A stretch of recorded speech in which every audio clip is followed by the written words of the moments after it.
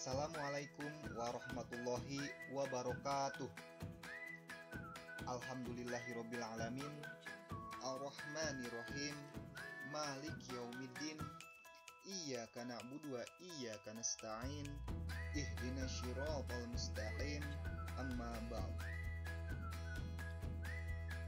Puji syukur kehadirat Allah Subhanahu wa taala yang telah memberikan kita cucuran rahmat, hidayah, dan nikmatnya. Di antaranya nikmat iman, nikmat Islam, dan nikmat sehat walafiat. Sehingga kita masih diperkenankan untuk melakukan aktivitas kita sehari-hari seperti yang kita lakukan saat ini, yakni belajar secara online seperti ini. Sholawat beriring salam, marilah kita limpah curahkan ke junjungan alam, yakni Habibana wa syafi'ina wa maulana Muhammad sallallahu alaihi wasallam. Karena berkat beliau yang membawa kita dari zaman kegelapan hingga zaman terang benderang seperti ini. Baik, sekarang kita akan belajar pelajaran ilmu pengetahuan sosial untuk kelas 8 bersama saya Iqbaluddin.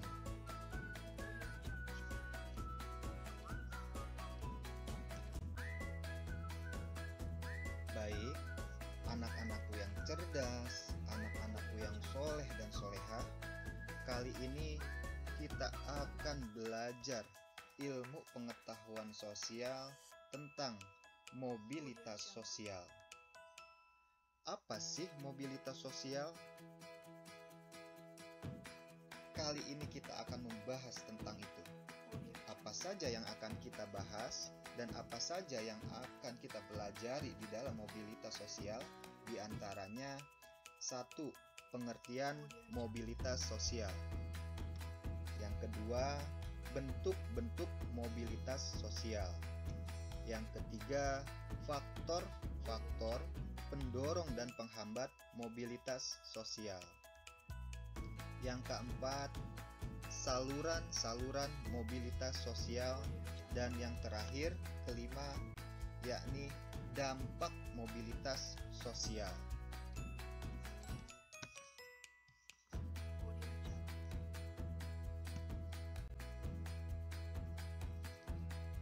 Baik, anak-anakku, sebelum kita membahas tentang pengertian mobilitas sosial, coba kalian perhatikan gambar berikut. Kalian perhatikan keragaman masyarakat Indonesia pada gambar tersebut. Keragaman masyarakat yang ada di Indonesia merupakan salah satu kekayaan bangsa Indonesia. Keragaman masyarakat Indonesia melahirkan berbagai kebudayaan yang memiliki nilai sangat tinggi. Interaksi masyarakat yang beragam melahirkan berbagai inovasi budaya yang menarik. Keragaman masyarakat Indonesia bukan hanya dalam hal etnis, tetapi juga faktor-faktor lain seperti agama, budaya, kegiatan ekonomi, dan sebagainya. Dalam kehidupan sehari-hari, kalian menemukan masyarakat Indonesia yang memiliki keragaman profesi atau pekerjaan seperti buruh dan majikan, staf dan pimpinan, guru dan kepala sekolah. Interaksi dalam masyarakat antara lain menghasilkan kesepakatan yang tertulis maupun tidak tertulis untuk menempatkan seseorang pada posisi yang sesuai peranannya. Pekerjaan dapat terbentuk oleh adanya kesepakatan dalam masyarakat. Setiap aspek kehidupan diisi dengan banyak variasi pekerjaan yang berbeda-beda. kalian akan mempelajari bagaimana terjadinya mobilitas sosial masyarakat Indonesia. Mobilitas masyarakat Indonesia yang sangat dinamis merupakan pendorong terjadinya keragaman atau pluralitas, merupakan keunggulan bangsa Indonesia. Namun demikian, bangsa Indonesia harus waspada terhadap terjadinya konflik. Karena itu, bangsa Indonesia harus berusaha menyelesaikan berbagai konflik sehingga persatuan dan kesatuan tetap terjaga.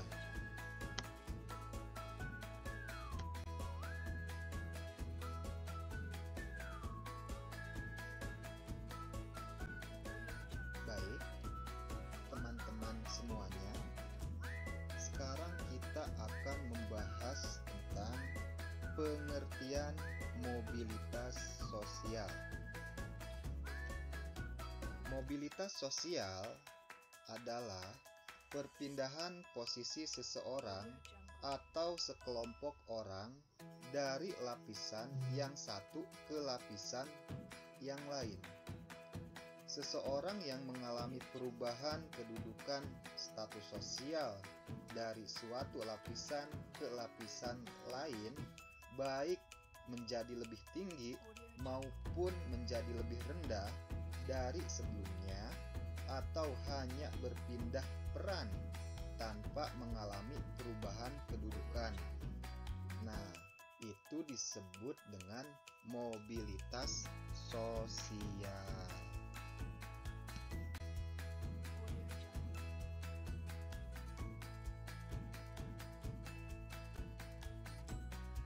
Kemudian, di dalam mobilitas sosial ada bentuk-bentuk mobilitas sosial.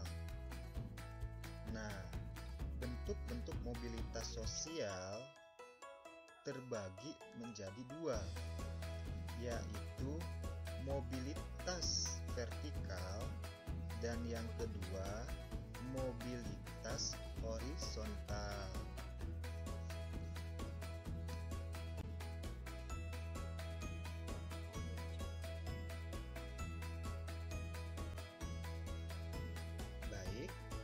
Tadi sudah disebutkan tentang bentuk-bentuk mobilitas sosial.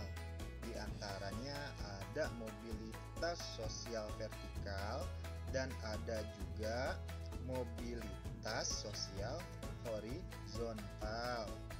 Nah, sekarang kita akan bahas satu persatu. Yang pertama yang akan kita bahas yaitu tentang mobilitas vertikal. Apa sih itu mobilitas vertikal? Nah, mobilitas vertikal adalah perpindahan status sosial yang dialami seseorang atau sekelompok warga pada lapisan sosial yang berbeda, baik pindah ke tingkat yang lebih tinggi maupun turun ke tingkat yang lebih rendah. Nah, mobilitas vertikal ini juga terbagi menjadi dua. Ada mobilitas sosial vertikal naik atau yang disebut dengan social climbing, dan juga ada vertikal turun yang disebut dengan social sinking. Nah, apa sih social climbing? Social climbing adalah mobilitas yang terjadi karena adanya peningkatan status atau kedudukan seseorang atau naiknya orang-orang yang berstatus sosial rendah ke status sosial yang lebih tinggi. Sedangkan social sinking atau vertikal turun adalah mobilitas yang terjadi karena adanya penurunan status atau kedudukan seseorang atau turunnya orang-orang berstatus sosial tinggi ke status sosial yang lebih rendah.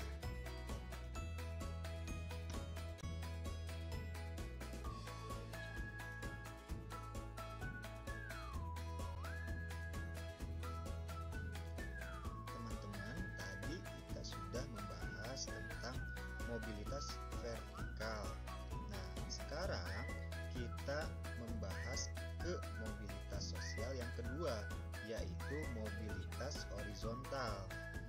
Apa itu mobilitas horizontal? Mobilitas horizontal adalah perpindahan status sosial seseorang atau sekelompok orang dalam lapisan sosial yang sama. Nah, terjadinya perpindahan yang sederajat untuk apa? Untuk penyegaran, peningkatan daya hasil dan daya guna, sehingga lebih efektif dan efisien. Jadi, perpindahan status sosial seseorang atau sekelompok orang dalam lapisan sosial yang sama itu disebut dengan mobilitas horizontal. Mobilitas horizontal merupakan peralihan individu atau objek-objek sosial lainnya dari suatu kelompok sosial ke kelompok sosial lainnya yang sederajat. Pada mobilitas horizontal tidak terjadi perubahan dalam derajat kedudukan seseorang. Jadi intinya mobilitas horizontal merupakan perpindahan status sosial seseorang atau kelompok ke dalam lapisan sosial yang sama.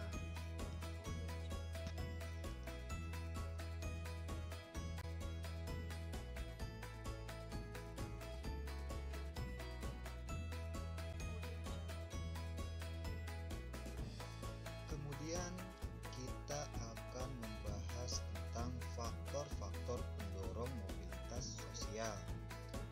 Tapi sebelumnya mungkin kalian bertanya, mengapa terjadi mobilitas sosial? Apakah mobilitas selalu terjadi dalam masyarakat? Untuk menjawab pertanyaan tersebut, kalian perlu mempelajari faktor-faktor apa saja yang menyebabkan terjadinya mobilitas sosial. Dalam setiap masyarakat, kecenderungan mengalami mobilitas sosial berbeda-beda. Ada masyarakat yang dengan cepat dan mudah mengalami mobilitas sosial, tetapi ada pula masyarakat yang cenderung sulit mengalami mobilitas sosial. Terdapat beragam faktor yang mendorong dan terjadinya mobilitas sosial, yaitu yang pertama adalah faktor struktural.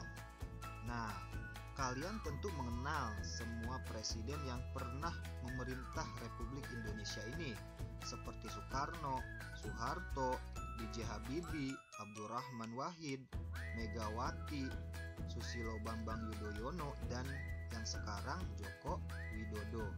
Nah, ketujuh tokoh Indonesia tersebut berhasil mencapai status sosial yang tinggi berkat sistem demokrasi yang berlaku dalam politik di Indonesia. Dengan sistem demokrasi, setiap warga negara Indonesia dapat mencapai status sosial berupa jabatan politik yang tinggi.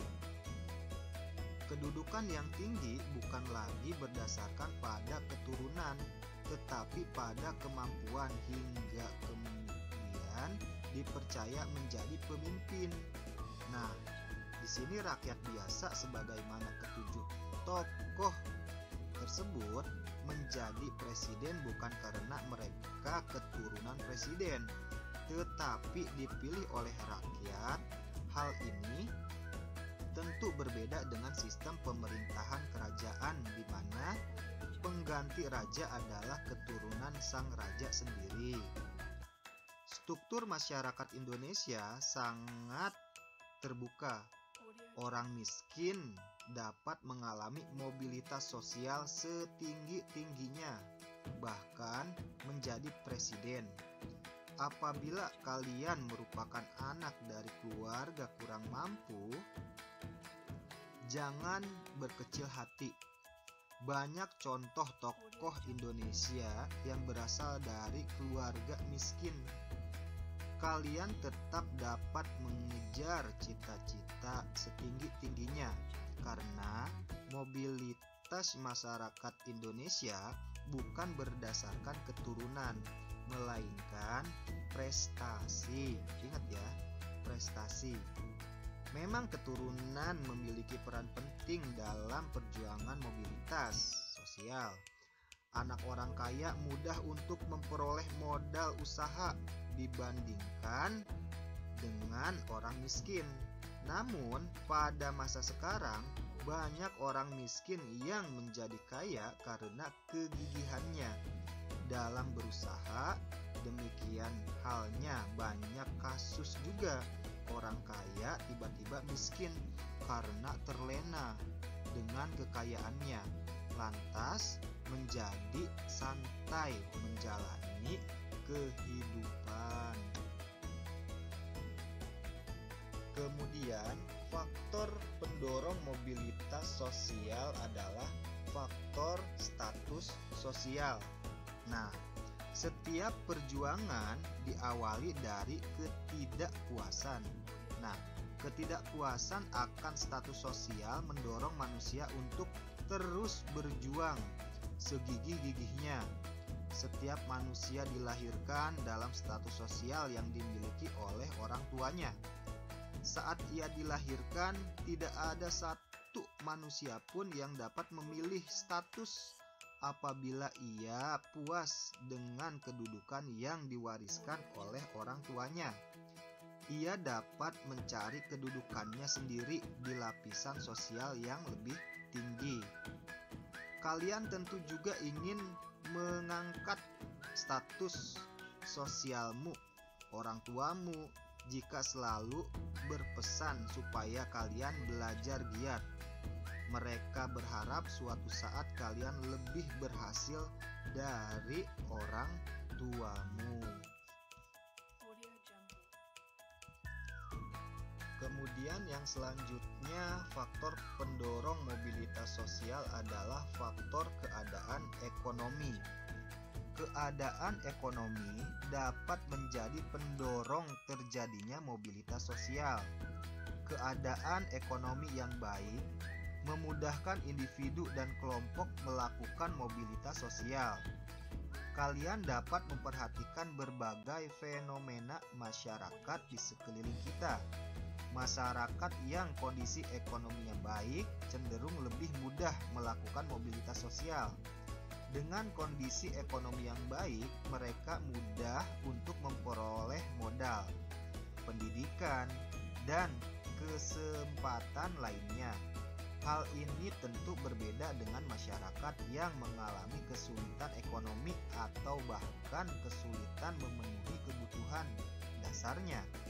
Pada masyarakat yang mengalami kesulitan memenuhi kebutuhan dasar, prioritas utama adalah pemenuhan kebutuhan primer. Setelah faktor keadaan ekonomi, kemudian ada faktor situasi politik. Nah, bangsa Indonesia patut bersyukur karena memiliki stabilitas politik yang baik. Kondisi negara aman dan damai sehingga para pemimpin dapat menjalankan roda pembangunan dengan baik. Semua rakyat berperan aktif dalam membangun kondisi ini. Kondisi ini tentu berbeda dengan situasi Indonesia pada tahun 1945 sampai 1950. Pada masa tersebut, situasi politik dalam negeri tidak menentu. Kenapa?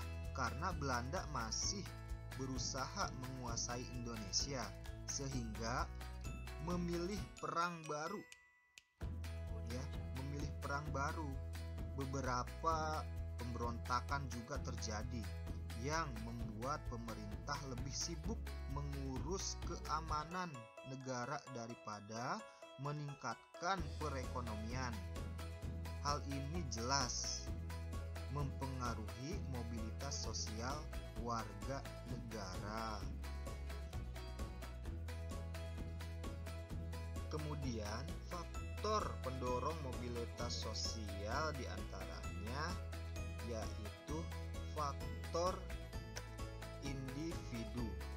Nah, setiap individu memiliki perbedaan dalam hal sikap, pengetahuan, dan keterampilan. Dua orang memiliki pengetahuan dan keterampilan yang relatif setara, belum tentu menjadi berhasil dalam melaksanakan mobilitas sosial ke atas. Hal ini disebabkan keberhasilan individu sangat ditentukan oleh sikap dan perilaku individu tersebut.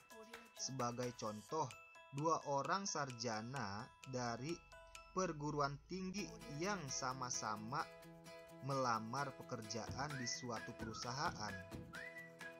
Hanya satu yang diterima karena dianggap memiliki ambisi dan komitmen dalam hidup. Kalian dapat menemukan berbagai contoh perbedaan individu, orang-orang di sekitar tempat tinggalmu, yang mempengaruhi peluang mereka mengalami mobilitas sosial ke atas. Dan yang terakhir, faktor pendorongan mobilitas sosial adalah faktor kemudahan dalam akses pendidikan. Nah, jika pendidikan berkualitas, mudah didapat, tentu mudah juga bagi orang untuk melakukan pergerakan atau mobilitas dengan berbekal ilmu yang diperolehnya.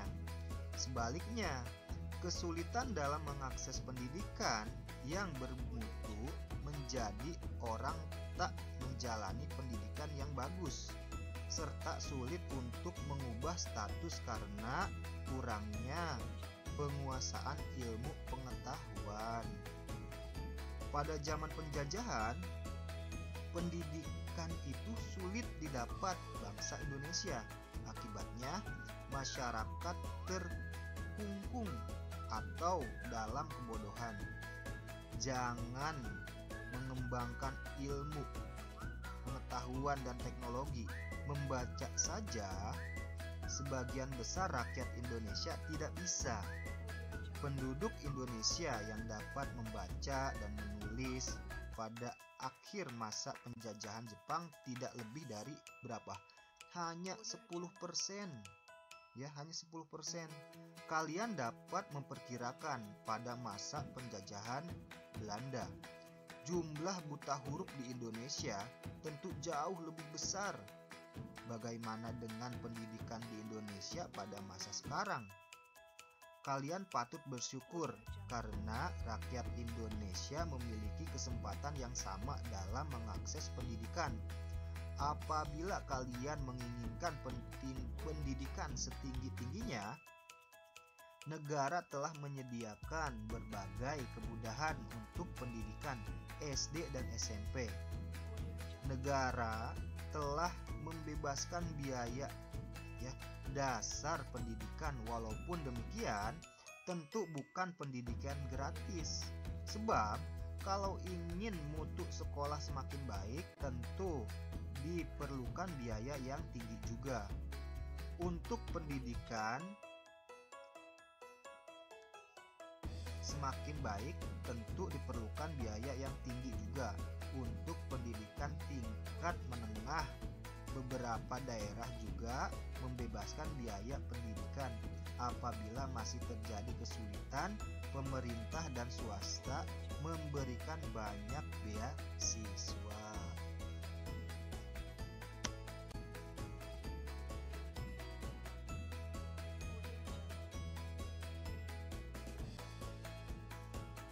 Selain memahami berbagai faktor yang mendorong terjadinya mobilitas sosial, kalian juga perlu memahami berbagai faktor yang menghambat mobilitas sosial. Nah, beberapa faktor pendorong terjadinya mobilitas sosial yang telah kalian pelajari tadi pada dasarnya juga merupakan faktor penghambat mobilitas sosial apabila kondisinya dibalik. Begitu. Jadi yang tadi diterangkan tentang pendorong, jikalau dibalik keadaannya bisa juga menjadi sebuah penghambat. Begitu ya.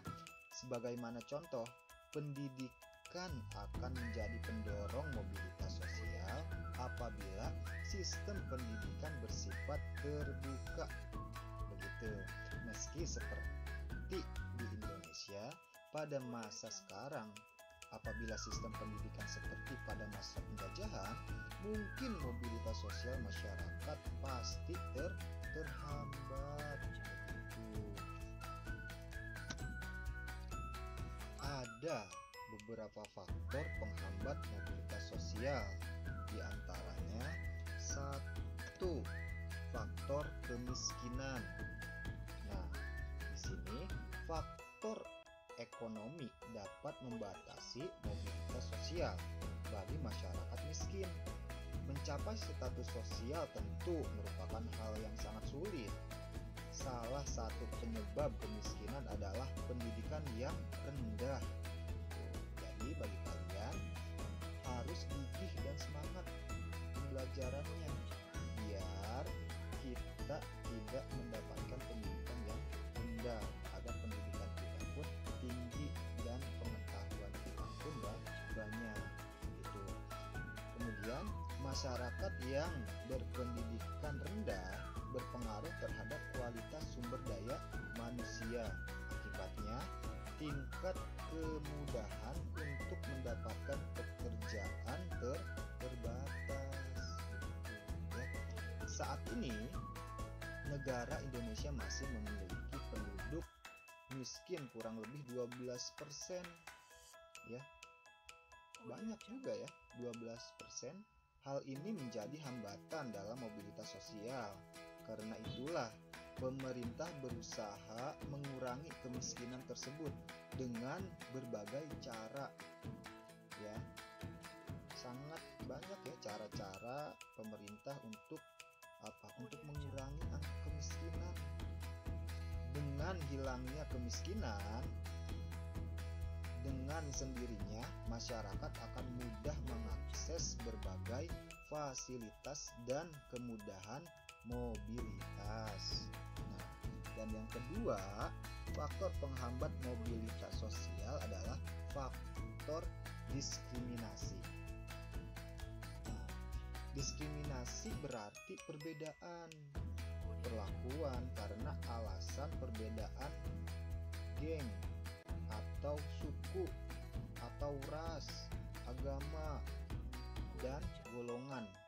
Pada masa penjajahan terjadi diskriminasi pemerintah Hindia Belanda terhadap masyarakat keturunan Eropa dan masyarakat Indonesia. Ya, dalam memperoleh pendidikan, masyarakat Indonesia disediakan sekolah yang kualitasnya berbeda dengan sekolah-sekolah untuk orang-orang Eropa. Nah, pada masa penjajahan, jadi warga Indonesia atau rakyat Indonesia sekolahnya itu berbeda, ya, berbeda kualitasnya dengan sekolah orang-orang Eropa, yang di sini merupakan contoh diskriminasi ya, antara rakyat Indonesia dan orang-orang dari Eropa karena perbedaan sekolah, ya, contohnya perbedaan sekolah dari tingkat kualitasnya. Begitu. Hal ini tentu mempersulit mobilitas sosial rakyat Indonesia.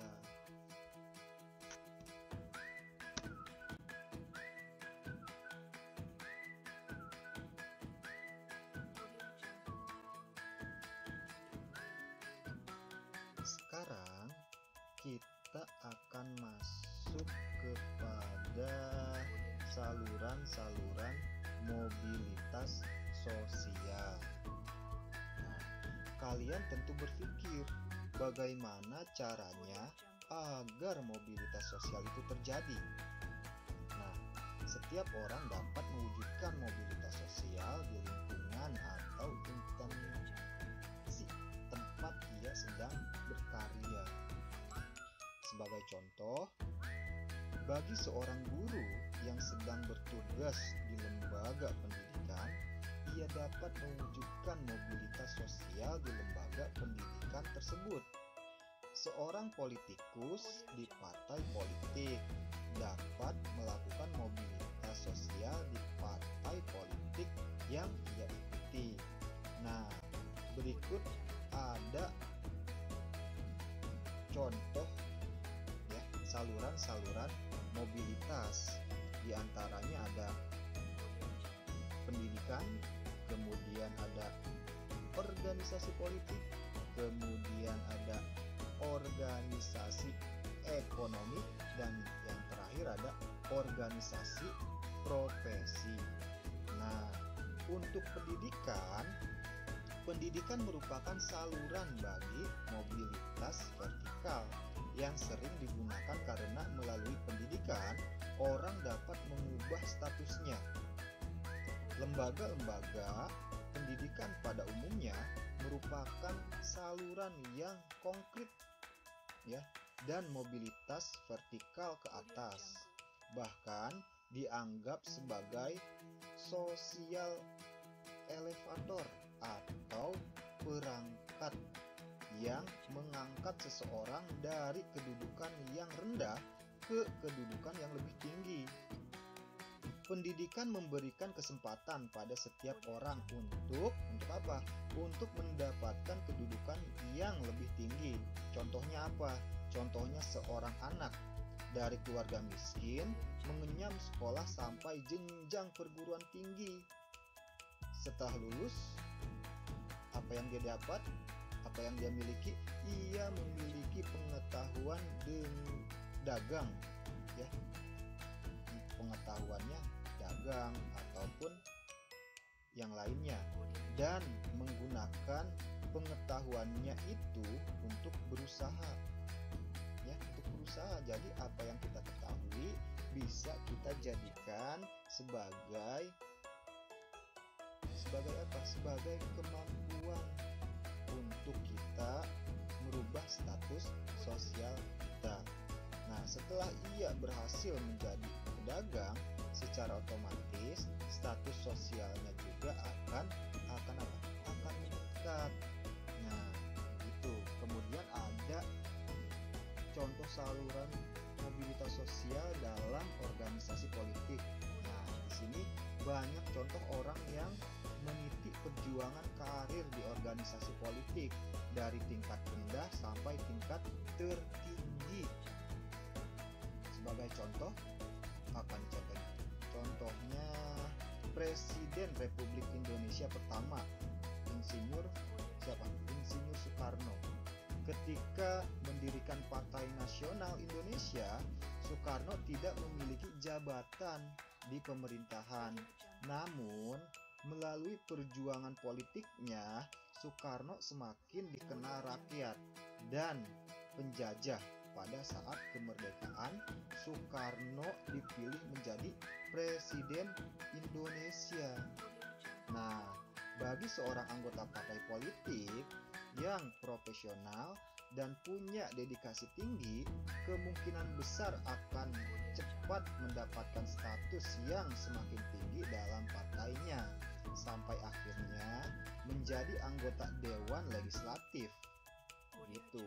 Kalian dapat menemukan berbagai contoh perjuangan orang-orang di partai politik di sekitar tempat tinggal kalian.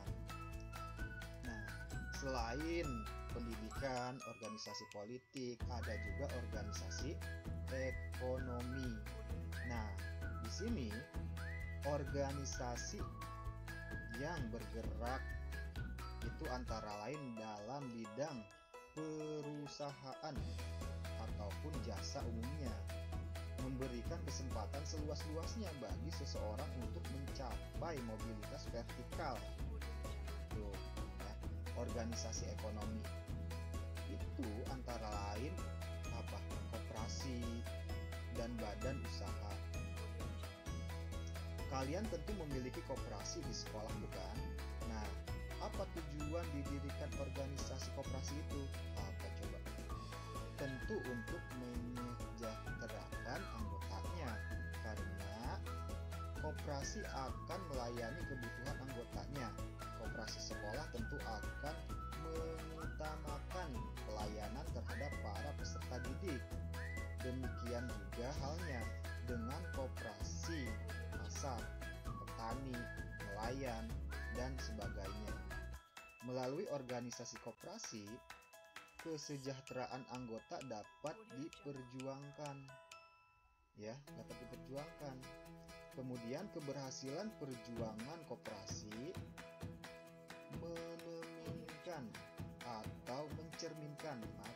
mencerminkan keberhasilan perjuangan anggotanya. Dan yang terakhir ada saluran atau contoh saluran mobilitas sosial organisasi profesi.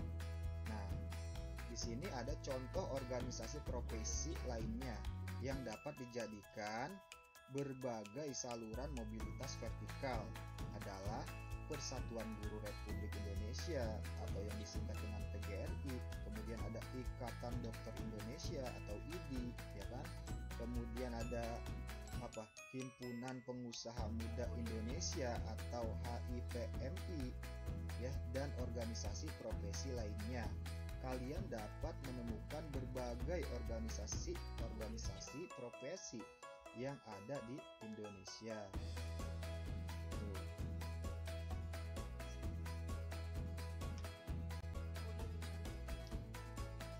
Akhirnya kita sampai di pembahasan terakhir, yaitu tentang tentang dampak mobilitas sosial.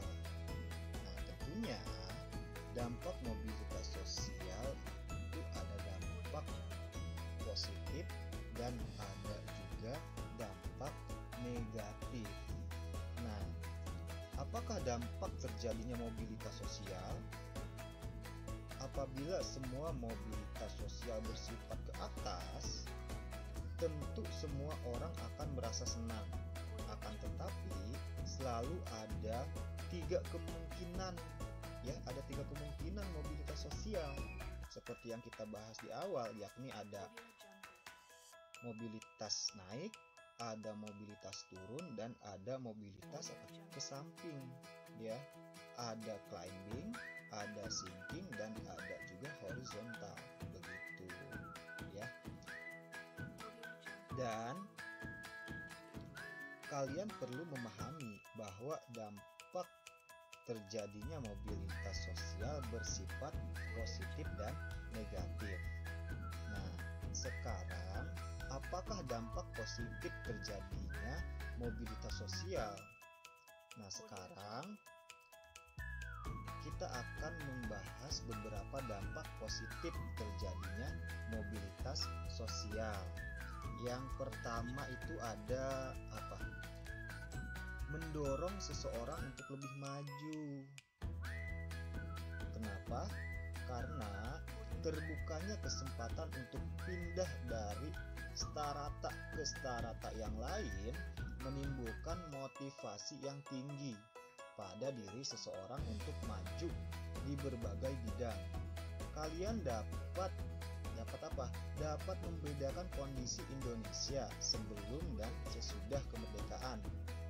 Nah, dulu pada masa penjajahan banyak rakyat kecil, ya, banyak sekali rakyat kecil yang tidak memiliki cita-cita menjadi camat, bupati, atau gubernur. Nah, hal ini karena tidak adanya kesempatan untuk itu. Ya, dulu mah tidak ada kesempatan untuk itu. Ya. Bagaimana dengan sekarang? Ya, kalau sekarang banyak rakyat kecil kemudian berhasil menjadi pemimpin di berbagai bidang.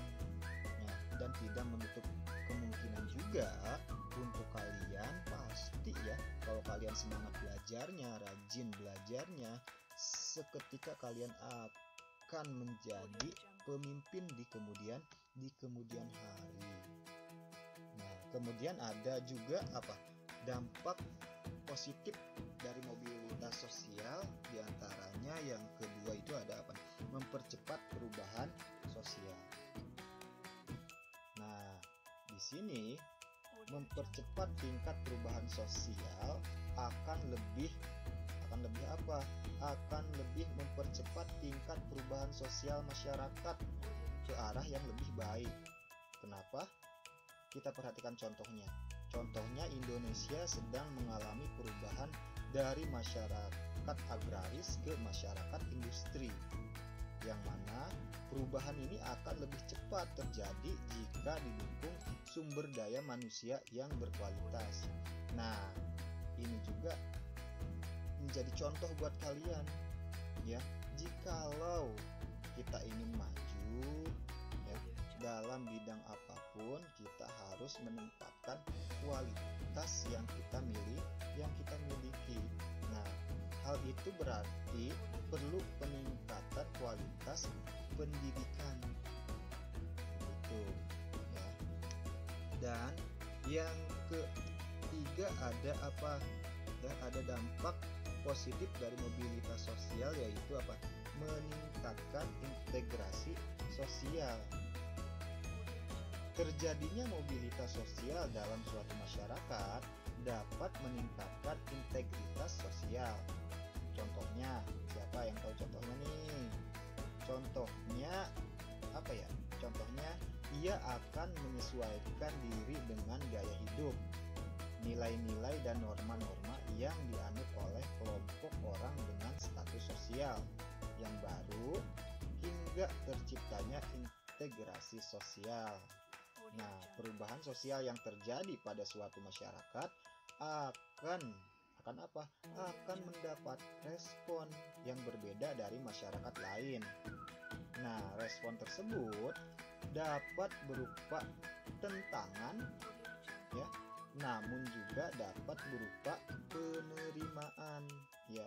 Jadi ketika ada sebuah integrasi yang baru, tentunya akan menimbulkan sebuah penentangan ataupun penerimaan gitu. Nah, penerimaan pengaruh yang diakibatkan mobilitas, jadi pengaruh ini bisa berakibat terhadap mobilitas sosial ya. Tentu merupakan salah satu contoh terjadinya integrasi dalam masyarakat. Kemudian juga kalian telah memahami dampak positif terjadinya mobilitas sosial tertentu. Kalian berpikir bahwa mobilitas sosial juga membawa dampak negatif ya dalam kehidupan masyarakat. Apakah dampak negatif mobilitas sosial? Nah, kita akan membahas dampak negatifnya setelah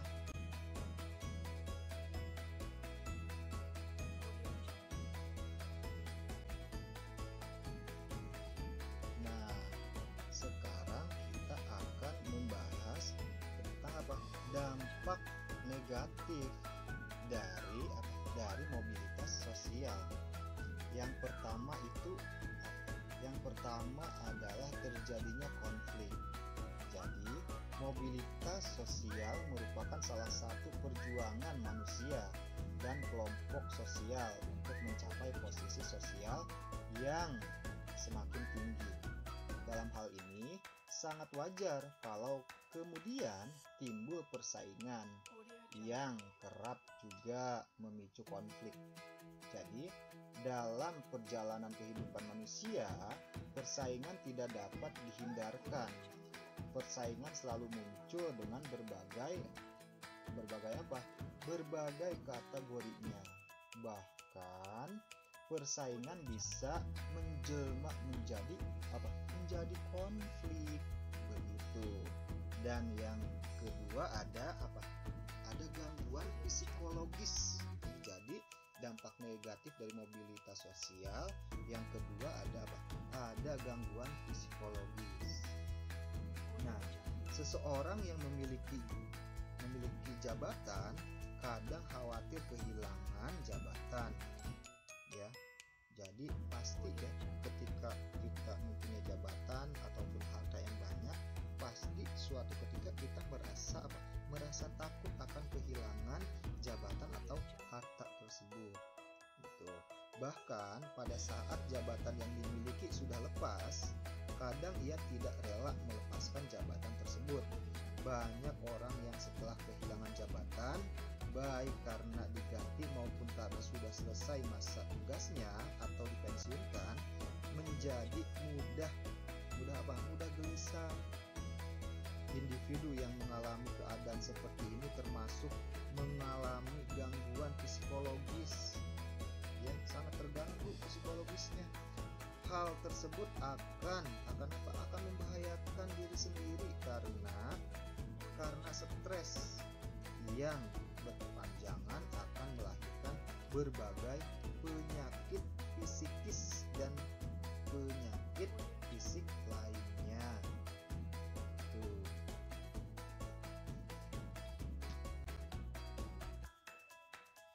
Baik, anak-anakku yang cerdas, anak-anakku yang soleh dan solehah, akhirnya kita tiba di ujung pembelajaran tentang apa? Tentang mobilitas sosial. Tadi kita sudah membahas tentang apa? Tentang pengertian mobilitas sosial, kemudian bentuk-bentuk mobilitas, kemudian faktor pendorong dan penghambat mobilitas sosial, kemudian contoh saluran-saluran mobilitas, dan yang terakhir dampak mobilitas sosial, mau dampak positif ataupun dampak negatifnya.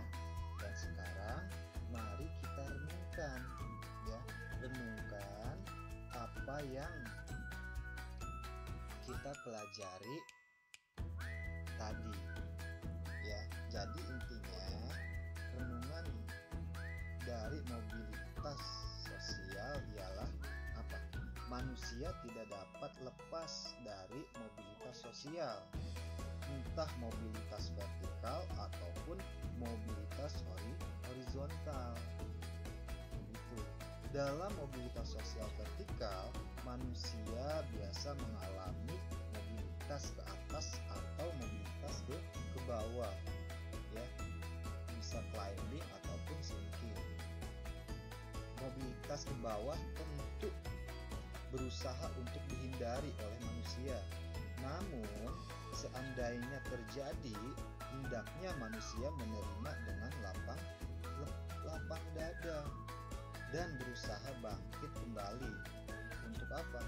Untuk melakukan mobilitas ke atas, untuk perjuangan yang sangat gigih. Jadi, intinya, jika kalian ingin merubah status sosial kalian harus berusaha, harus semangat, rajin belajarnya, ya, agar status kalian pun berubah. Syukur-syukur kalian bisa merubah status